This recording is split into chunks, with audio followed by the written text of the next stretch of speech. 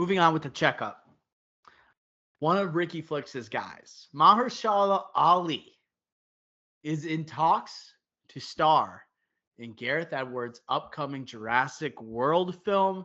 Ricky Flicks, this comes at a time where this week it was rumored that Richard Gadd from Baby Reindeer, then Tobin Bell, who seems like to be the creepy old guy in every horror movie, they're rumored to star in this upcoming Jurassic Park rendition. Ricky Flex, I want to get your thoughts. Mahershala Ali's been in production hell with Blade for so long. All of a sudden, he's hopping in with the Jurassic World franchise. I want to get your thoughts. Okay, so Mahershala Ali, complicated last couple of years.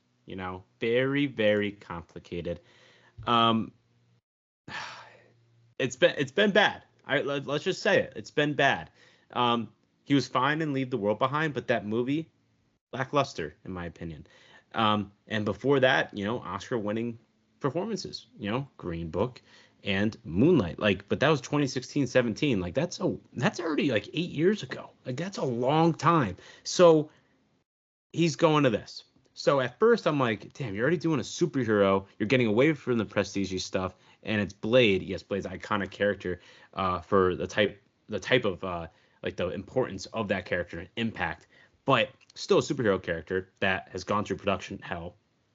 And now you're doing Jurassic World, which obviously the previous trilogy is not close to prestige at all. But Gareth Edwards is on here.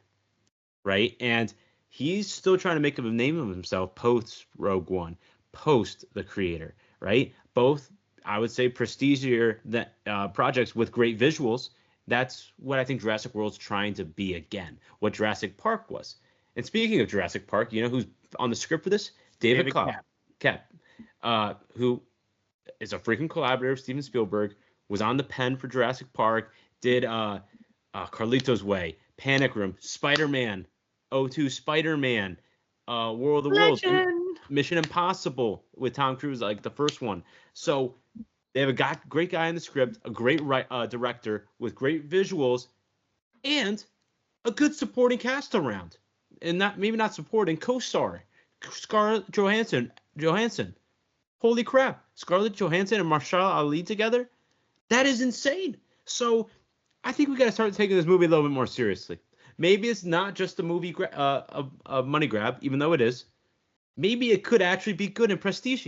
And then that means Mahershala Ali's career is back on the right trajectory and can get more eyeballs on him. And then he can get back to doing more Moonlights, But you had a funny tweet.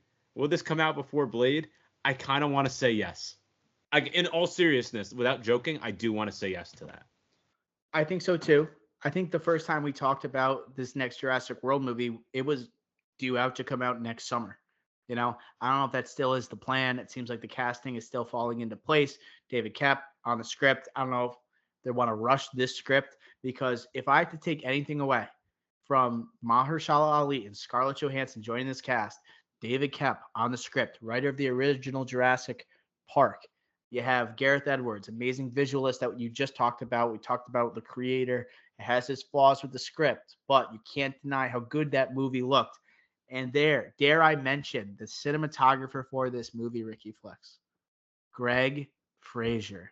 And wait, is this? No, it's not. No, that's Project Hail Mary. Shit. That's also on the checkup. Spoiler. I crossed. But no. Let me just finish here. There is a sense of ambition that the last 3 Jurassic World movies did not have. Right? You are trying to get to a point where this franchise can be proud again of a film and can reach the levels that are somewhat close to what 1993's Jurassic Park did. Because if we're being honest, there hasn't been a sequel or a rendition in the franchise that has been remotely close at all to what the original Jurassic Park was. So here you're having a great visual guy. It seemed like the last 3 Jurassic World movies, it had a strong footing with the initial film. It was a great in-theater experience. I don't think the movie aged that well. Then the second one, a bit of a failure in terms of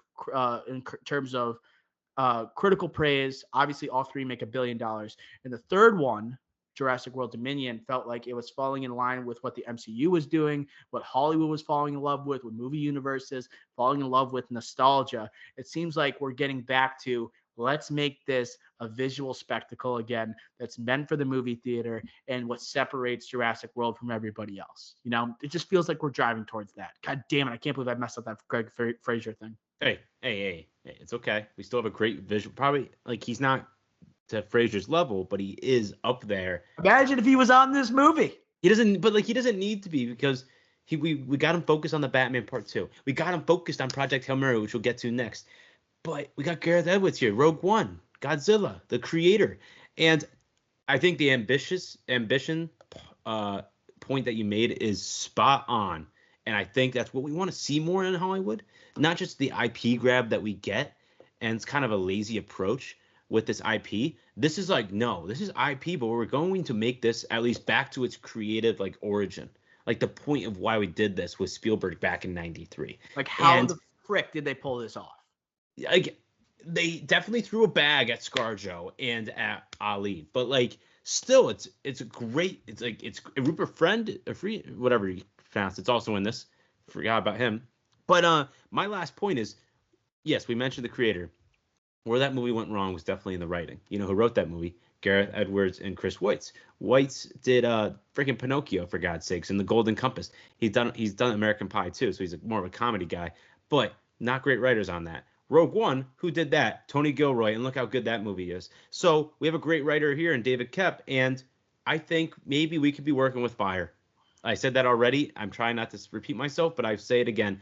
We are definitely working with fire. And I think with a great visual director, with a great actual underlying writer of story, mixed with great actors, like what else do you want?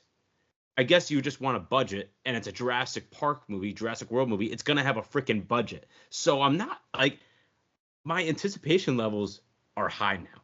They are high because this literally is like the last stamp where you have two great co-stars, you have a supporting character in Hubert Friend, and probably they'll have more now, and then you have a great visuals and great writer. You have all the pieces that you want in a movie here.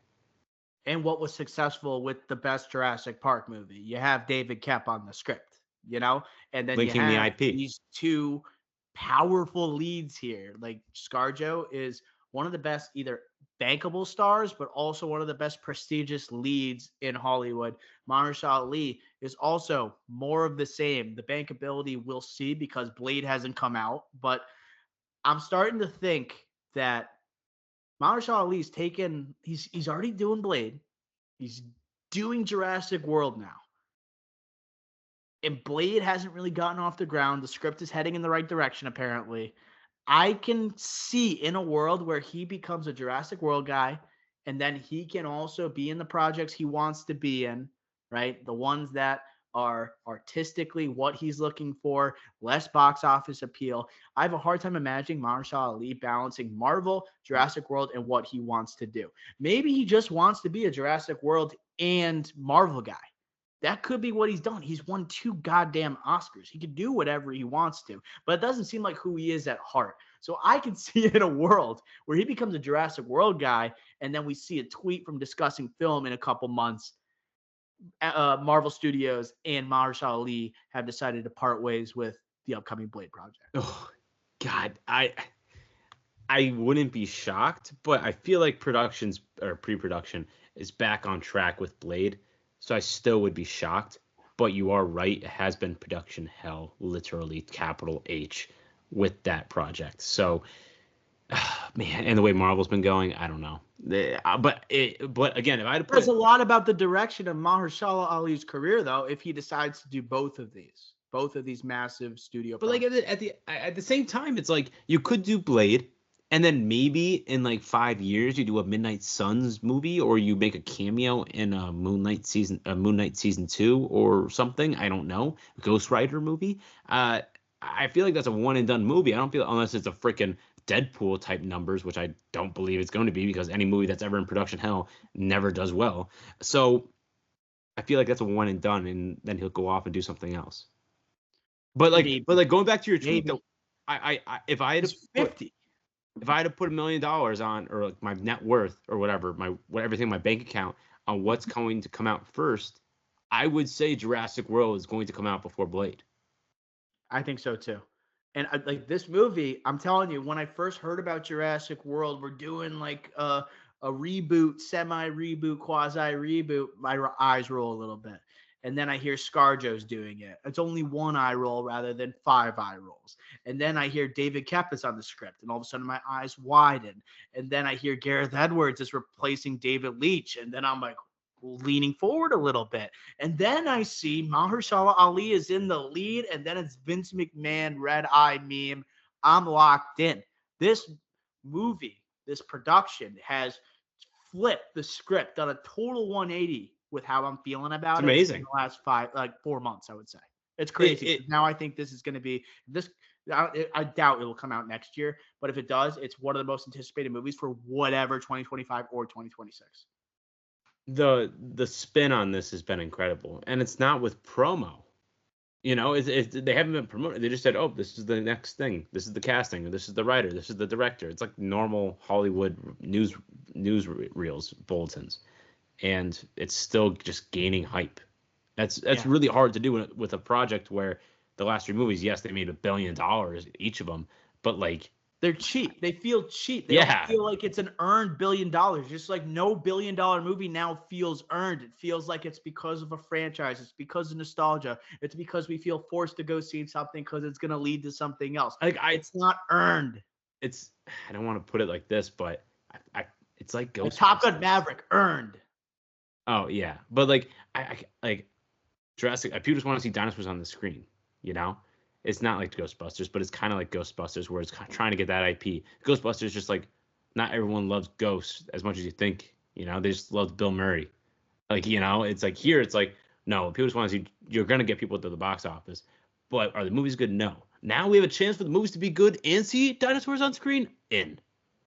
Take some pride in the work, right? Remember your roots, where you came from. That's what we're looking for with Jurassic World. And maybe the world just needs a little bit less Chris Pratt. Moving on with the checkup.